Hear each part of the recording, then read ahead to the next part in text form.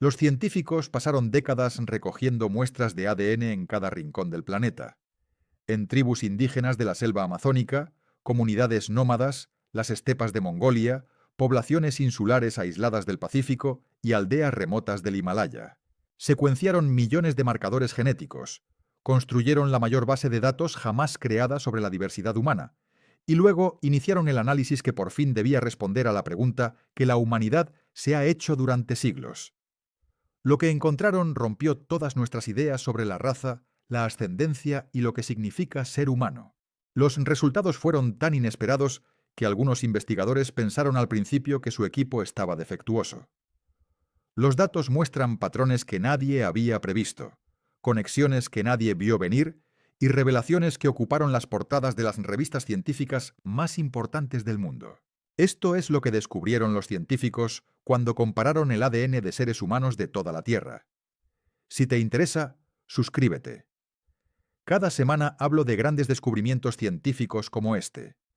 Ahora veamos lo que los datos revelaron de verdad. El proyecto sobre la diversidad del genoma humano comenzó a principios de los años 90 con un objetivo polémico.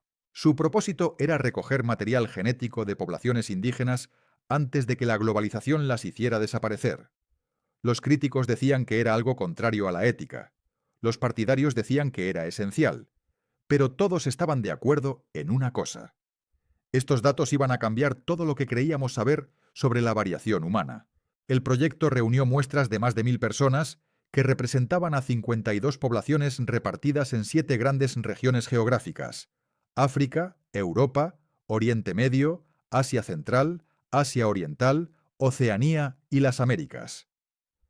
Cada muestra fue procesada con una tecnología avanzada de secuenciación capaz de leer millones de letras genéticas en un solo análisis. Los datos brutos llenaban salas enteras de servidores, petabytes de información esperando ser analizados. Cuando llegaron los primeros resultados, los investigadores notaron enseguida algo importante. Las diferencias genéticas entre los llamados grupos raciales eran mucho más pequeñas de lo que todo el mundo imaginaba. Una persona de Pekín y una persona de Estocolmo pueden parecer completamente distintas, con diferentes colores de piel, rasgos faciales y texturas de cabello. Pero a nivel del ADN, comparten el 99,9% de su código genético. Es en el 0,1% restante donde las cosas se vuelven interesantes. El análisis reveló que las categorías raciales tradicionales casi no tenían base genética. Una persona del África Oriental podía compartir más similitudes genéticas con una persona del sur de Europa que con una persona del África Occidental. Una población indígena de la Amazonia mostraba marcadores genéticos inesperados que también aparecen en poblaciones de Papúa Nueva Guinea.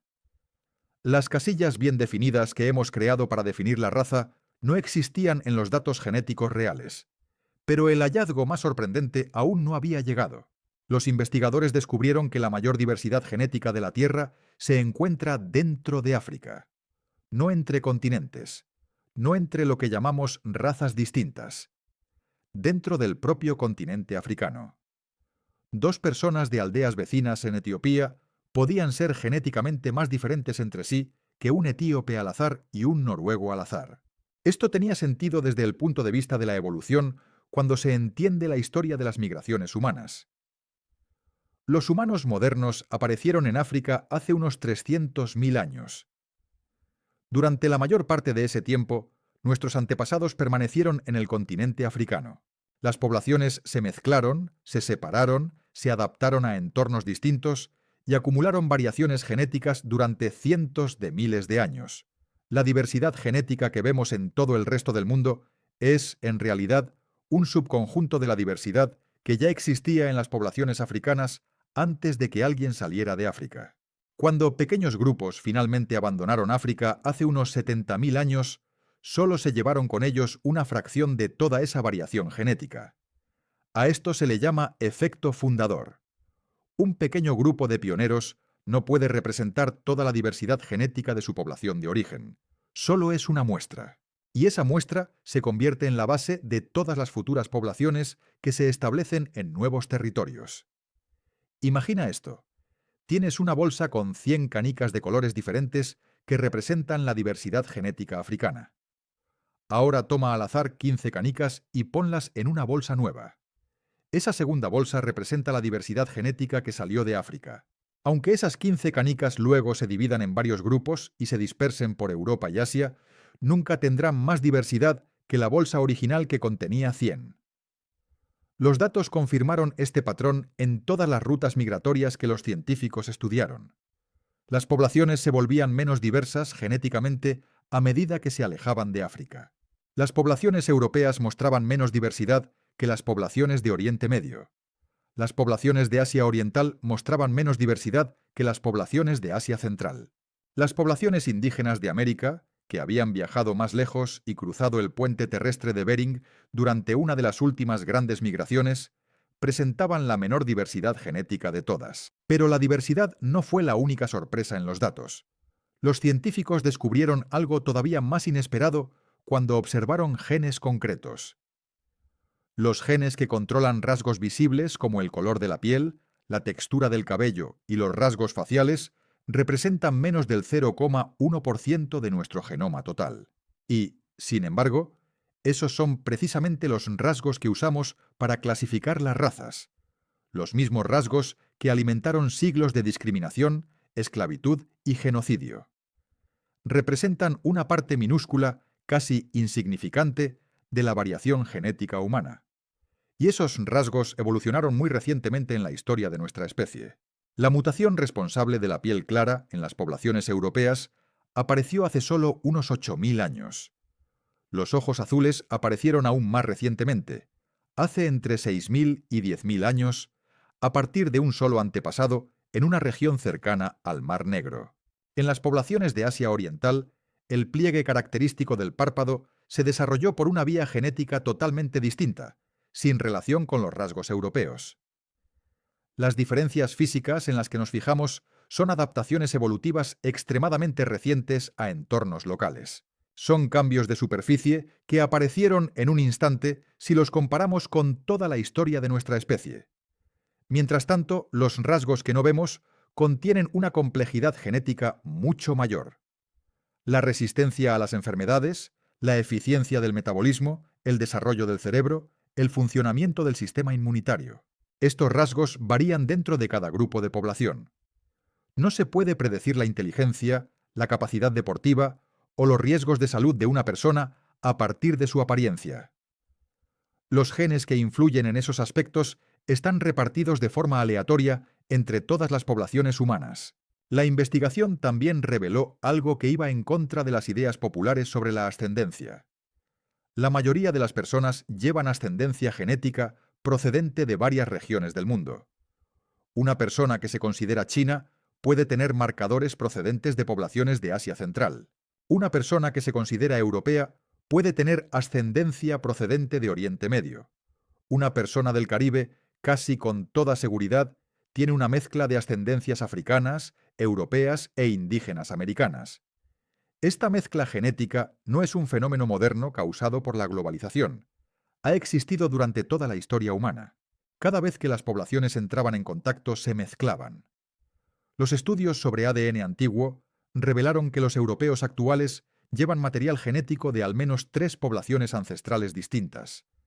Los primeros agricultores europeos, los cazadores-recolectores autóctonos y los pastores de la cultura yamna llegados desde las estepas de Eurasia.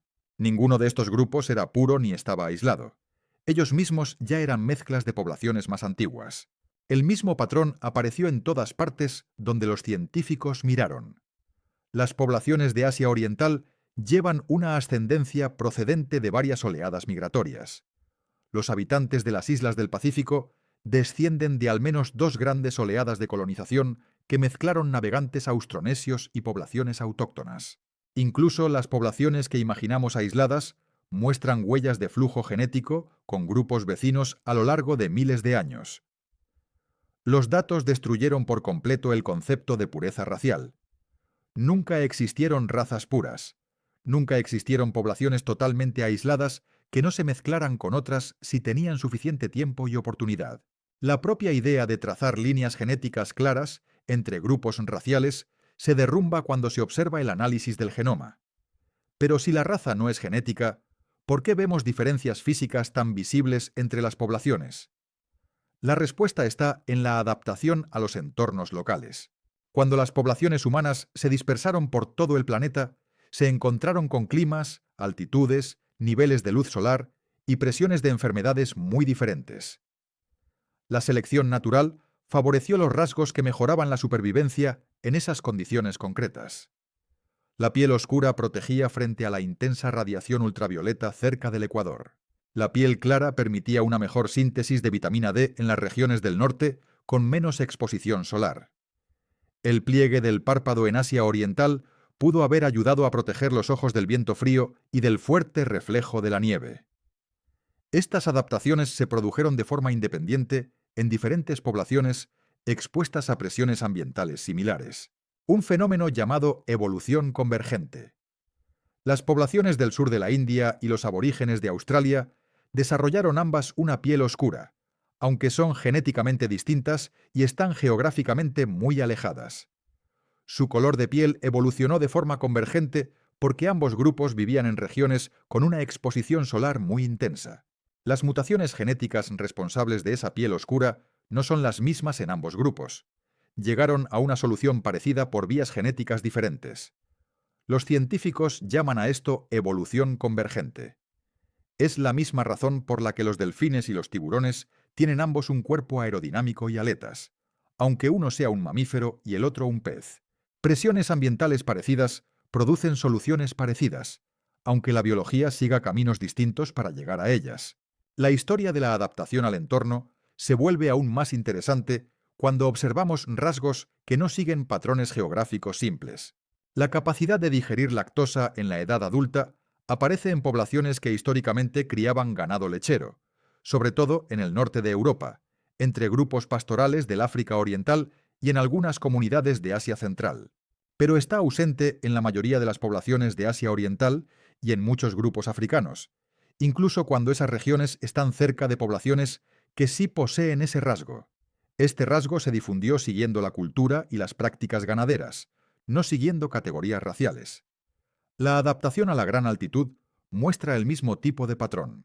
Las poblaciones tibetanas desarrollaron cambios genéticos que les ayudan a usar el oxígeno con mayor eficiencia a altitudes extremas. Las poblaciones de América del Sur evolucionaron hacia adaptaciones genéticas diferentes para alcanzar el mismo resultado. Ambos grupos pueden sobrevivir a altitudes que causarían graves problemas de salud en poblaciones de tierras bajas, pero llegaron a ello por mecanismos genéticos completamente diferentes, porque se adaptaron de forma independiente a desafíos parecidos. Los datos genéticos revelaron otro hallazgo esencial que al principio los investigadores tuvieron dificultades para explicar.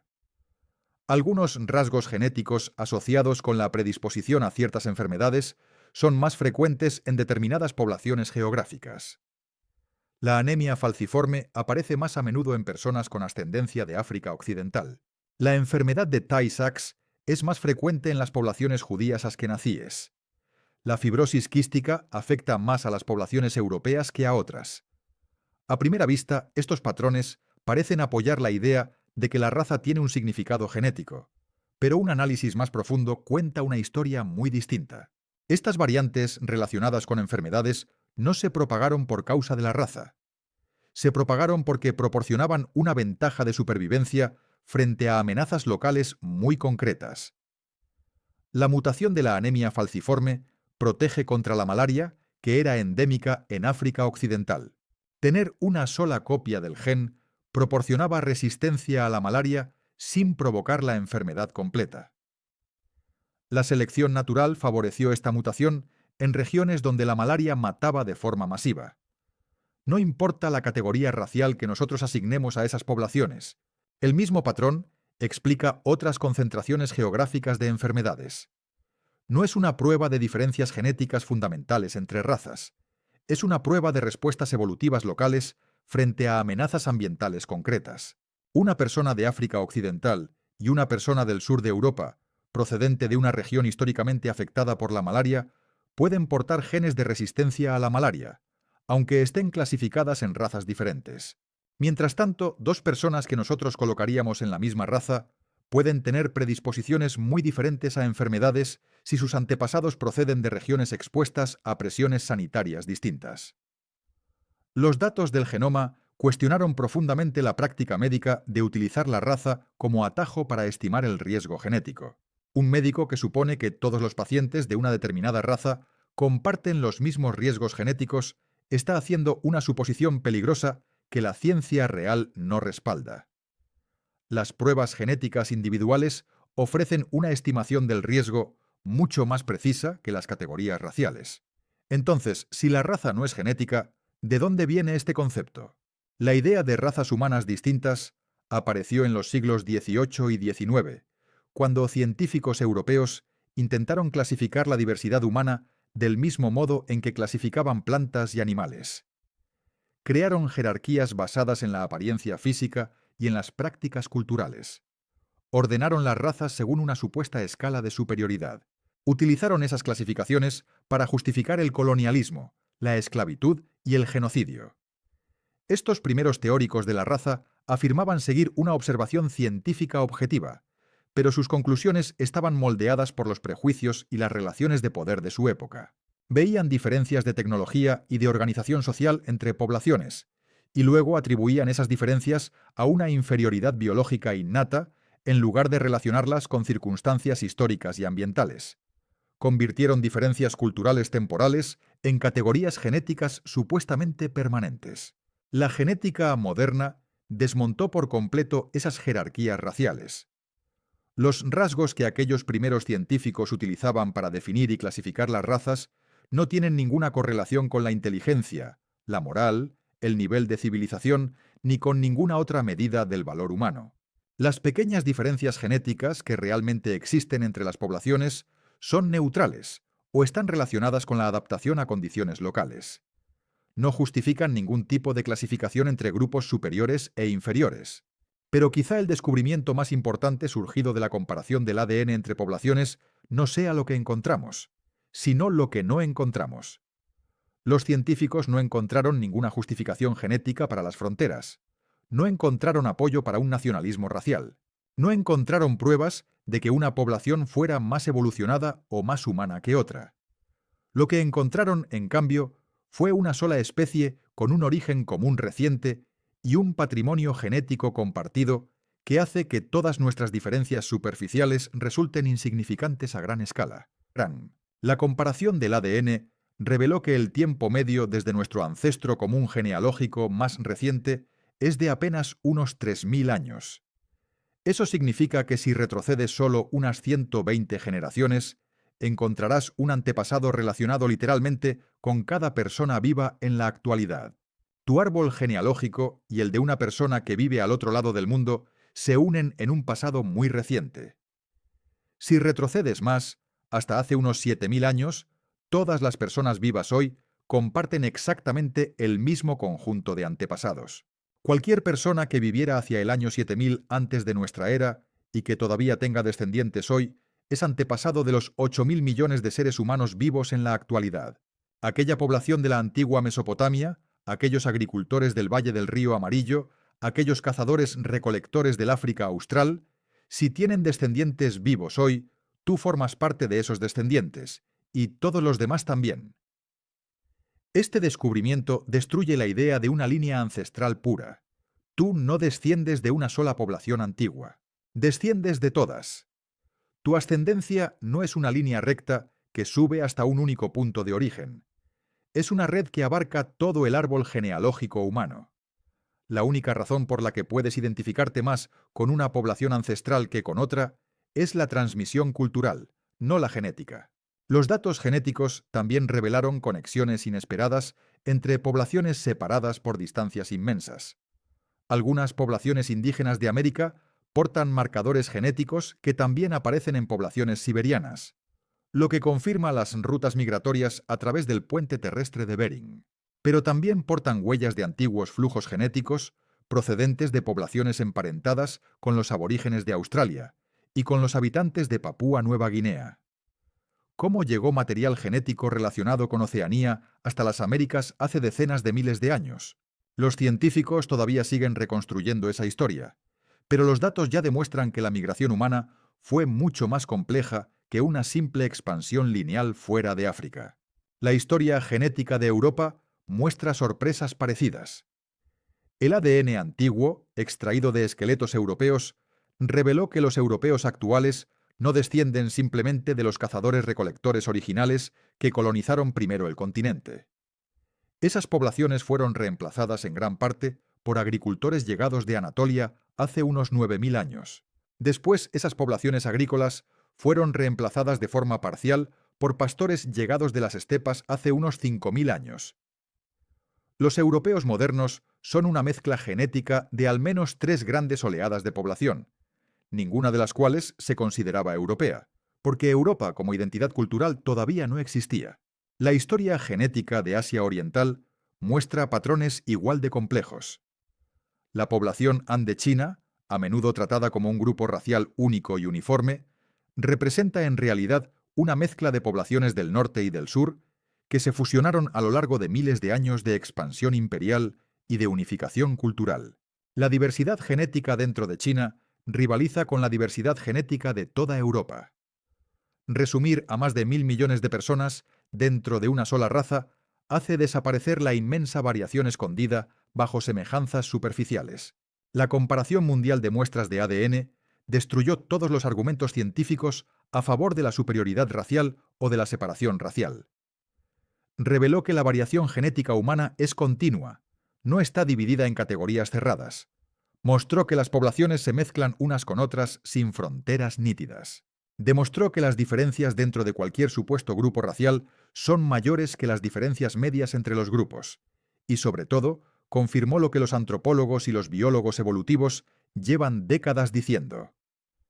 La raza es una construcción social, no una realidad biológica. Las categorías que hemos creado para dividir a la humanidad no coinciden con el verdadero patrón de nuestro ADN. Inventamos la raza para justificar jerarquías sociales. Después nos convencimos de que esas jerarquías reflejaban divisiones biológicas naturales. Los datos genéticos prueban que eso nunca fue cierto. Eso no significa que el racismo no tenga efectos reales. Las categorías sociales basadas en la raza han moldeado durante siglos el acceso a los recursos, a las oportunidades y al poder. Las experiencias vividas por las personas clasificadas dentro de distintos grupos raciales son profundamente diferentes, aunque la base genética de esas categorías no exista. Comprender que la raza no es genética no borra las consecuencias sociales y económicas muy reales del racismo. Pero sí significa que ya no podemos escondernos detrás de discursos sobre diferencias naturales o sobre un destino biológico. No existe ninguna explicación genética para que algunos grupos tengan poder y otros no. No existe ninguna razón basada en el ADN para que los recursos se distribuyan de forma desigual. Las diferencias que vemos en riqueza, salud, educación y oportunidades son el producto de sistemas sociales pasados y presentes. No son el resultado inevitable de diferencias genéticas entre poblaciones. Los científicos que compararon el ADN procedente de todos los rincones de la Tierra nos dieron una herramienta para desmontar siglos de racismo pseudocientífico. Demostraron que por debajo de nuestras diferencias superficiales somos mucho más parecidos que distintos.